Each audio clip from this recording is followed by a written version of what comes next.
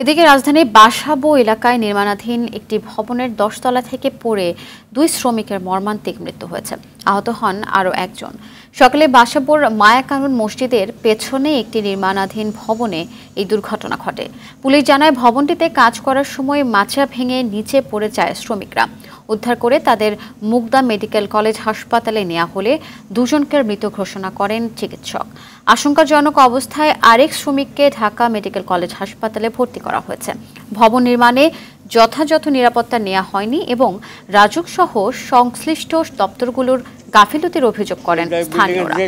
ছিল ওনা ছিল সেদিকে কোনায়, ওনার ডাকটা করলাম দেখেন ভিতরে কি পড়ছে সেবাদা। তারপর দেখলাম ৩ জন লোক বার করলো, 2 জন রেড পেল ঢাকা করে আসার পরে কালকে বিকেলে ঢাকা আসছে, আজকে সকালে কাজে আসার পরে এর দুর্ঘটনায় মারা গেছে।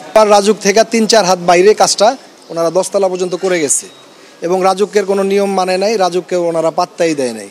অবহেলাজনিত এবং যথাযথ নিরাপত্তা প্রোটোকল না মেনে এই কাজটি করা হয়ে থাকে, সেক্ষেত্রে আমাদের আইনগত ব্যবস্থা প্রক্রিয়াধীন। আমরা যথাযথ আইনগত ব্যবস্থা গ্রহণ করব।